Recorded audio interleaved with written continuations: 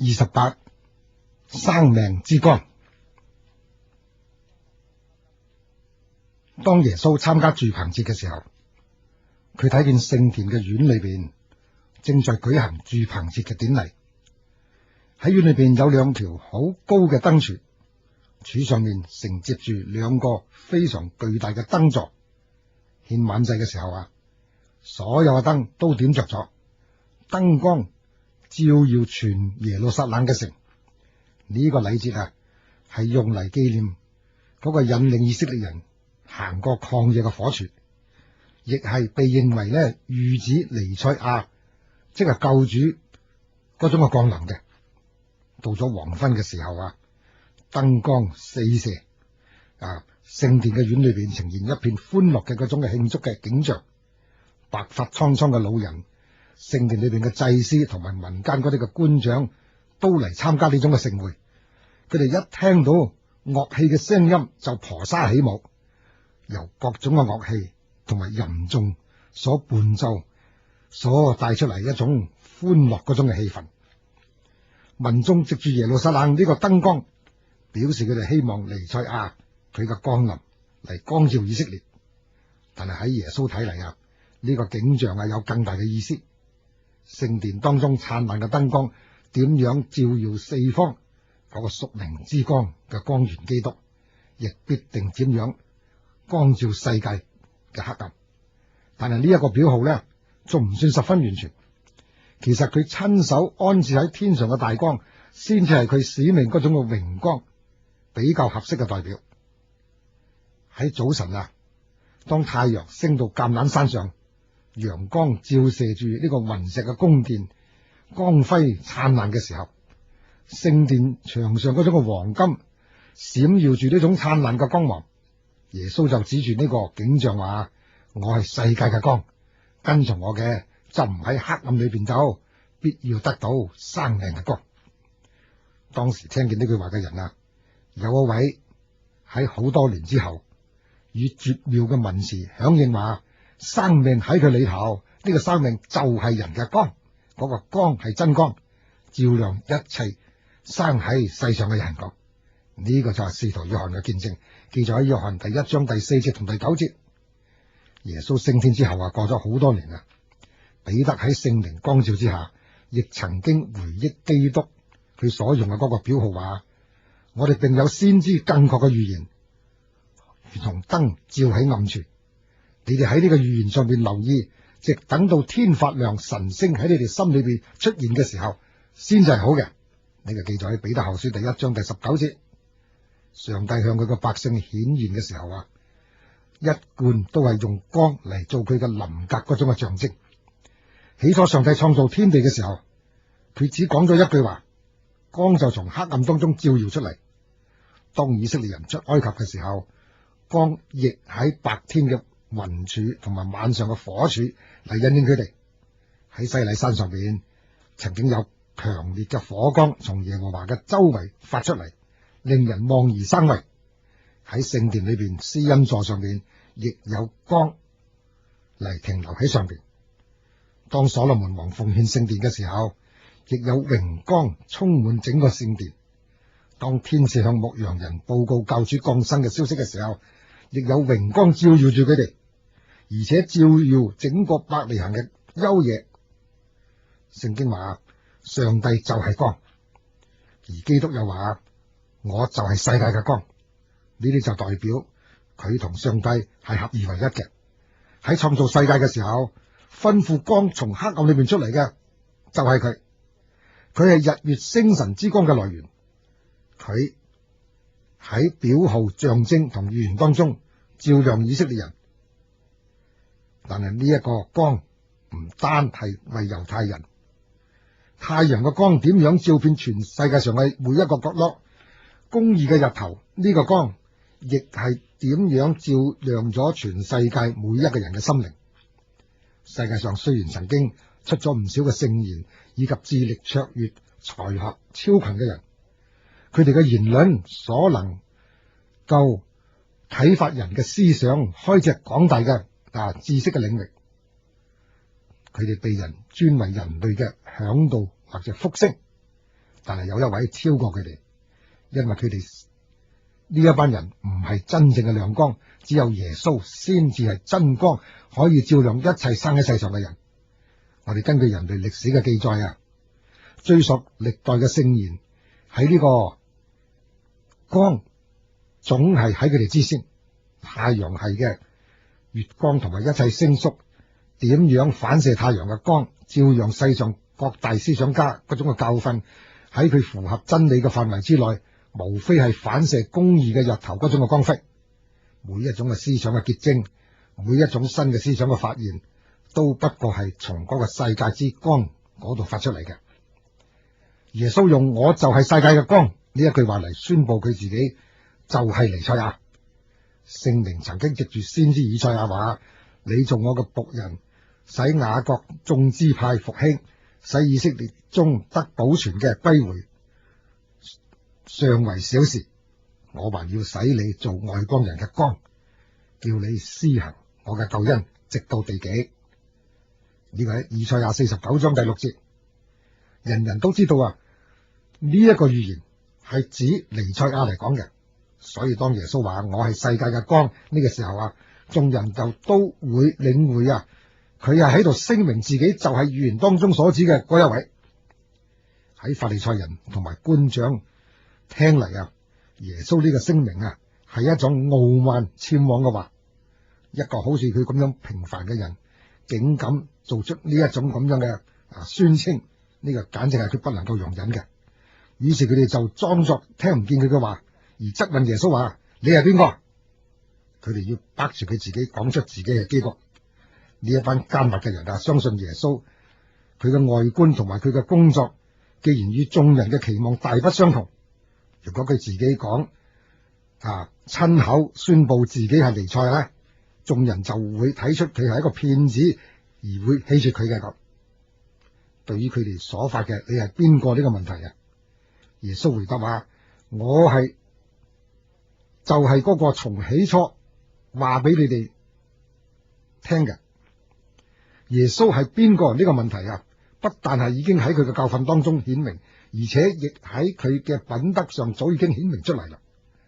佢就係所教導嘅嗰個真理嘅具體嘅表現。佢接着話：我冇一件事係憑住自己做嘅，我講呢啲話乃係照住父所教訓我嘅，嗰個差我來嘅係與我同在。佢冇撇下我獨自喺呢度，因為我常作佢所喜悅嘅事咁。耶穌不必證明佢自己係彌賽亞嘅身份，佢只要顯明自己係同上帝原為一體。佢哋如果領受上帝嘅愛，就一定會接待佢。喺佢嘅聽眾當中啊，有好多被佢嘅話所吸引信咗佢嘅。於是耶穌對佢哋講：你哋如果常常遵守我嘅道，就真係我嘅門徒。你哋必曉得真理，真理必叫你哋得自由。呢一啲話激嬲咗嗰啲法利賽人，佢哋不顧本國已經好耐受到外人奴役嗰種嘅事實，憤然嘅對耶穌話：我哋係亞伯拉罕嘅後裔，從來冇做過呢啲外人嘅奴僕，你點樣講話你哋必可以得到自由呢？咁耶穌睇住呢一班受惡意所支配嘅一心想報仇嘅人，傷心地講：我實實在在話俾你哋聽，所有犯罪嘅就係罪嘅奴僕。凡係唔肯獻身俾上帝嘅人就係喺另一種權勢嘅支配之下，佢就唔係自我嘅主人。佢盡管高唱自由，但係佢仍然係處喺最卑鄙嗰種嘅奴隸嘅地位，因為撒旦支配咗佢嘅心，唔容佢睇出真理嗰種嘅優美。佢雖然自以為可以任憑自己嘅見解嚟行事，其實佢只不過係受黑暗之君嗰種嘅指使。基督嚟係要解除人心靈上呢一種罪嘅捆綁。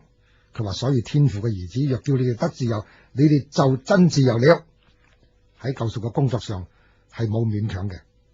人喺上帝嘅靈嘅感化之下，可以自由選擇嘅要侍奉邊個。當人投向基督嘅時候，佢在所起嘅變化當中，必定能夠體味到一種無上嗰種嘅自由。人本身雖然冇力量可以使自己脫離撒旦嗰種嘅管轄，但係當人渴望擺脫罪惡，能夠喺迫切嘅需要當中呼求一種超過自己所有嘅能力嗰個時候，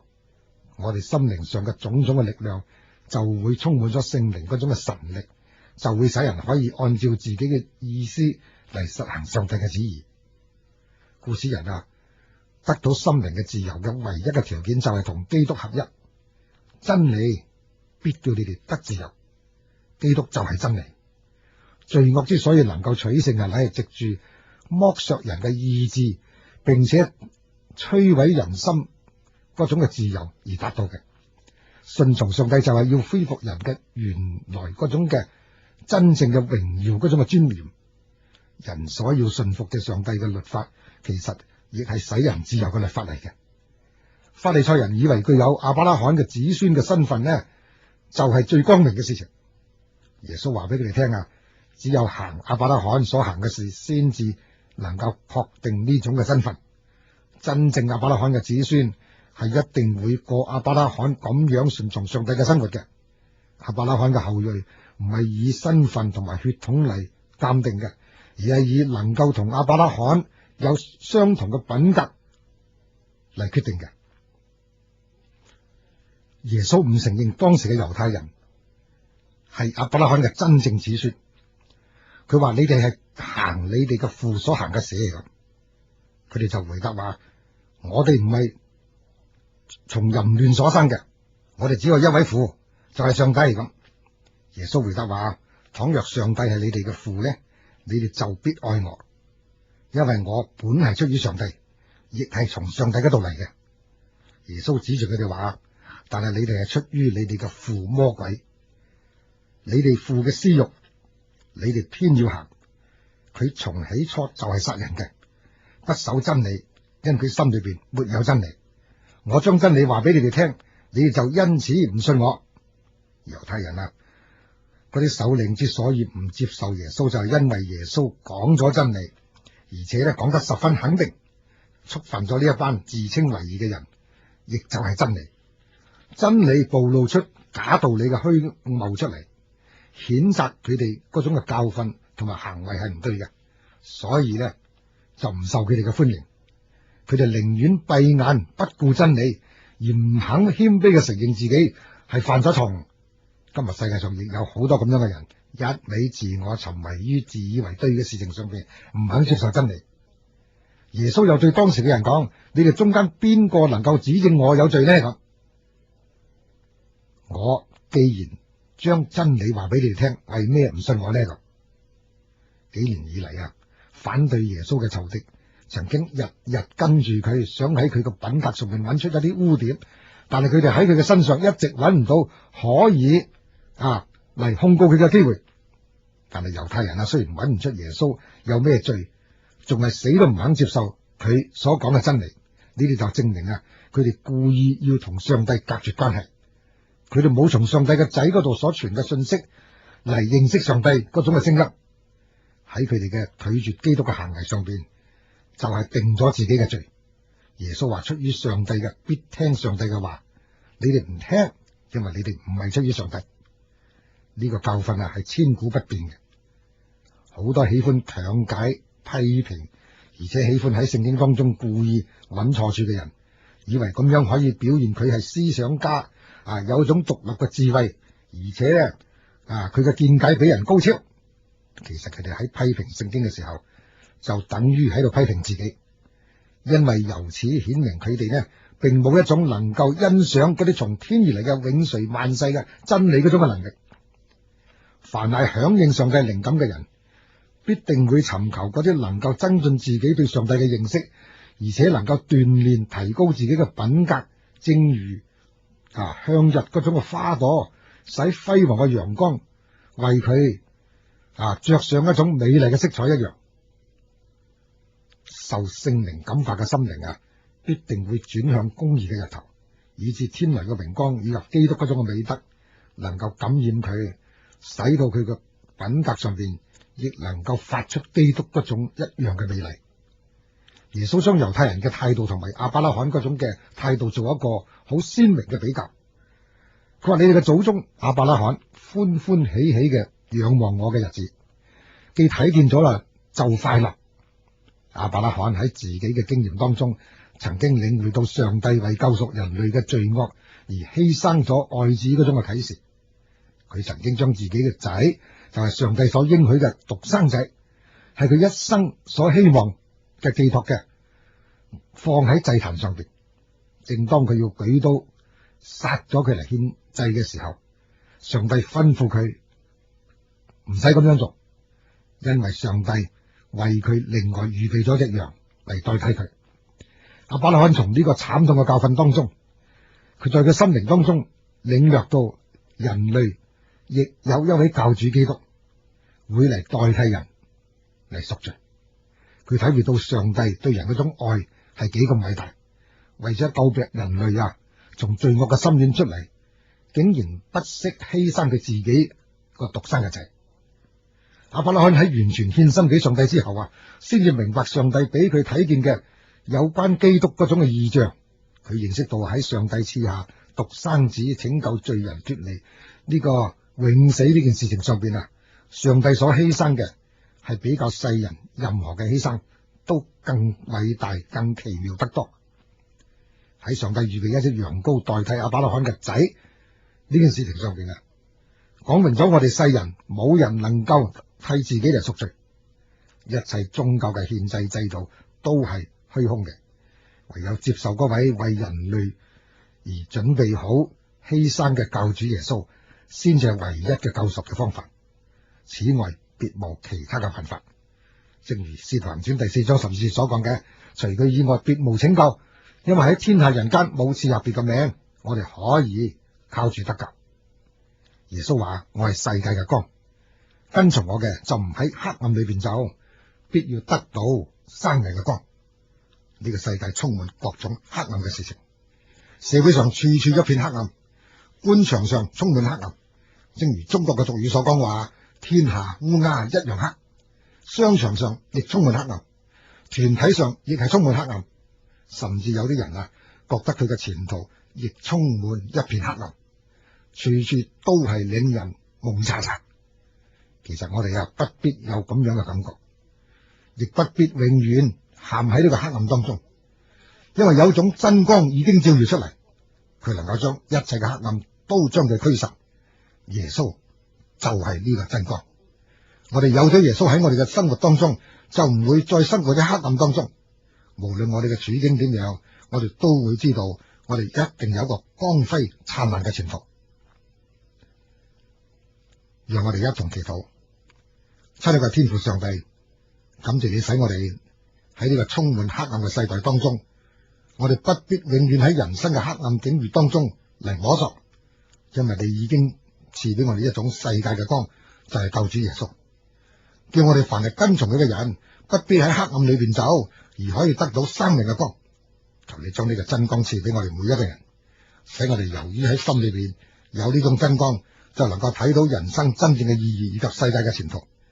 叫我哋知道，我哋喺呢個教主嘅真光照耀之下，世上一切都會黯然失色。奉教主嘅名求，阿門。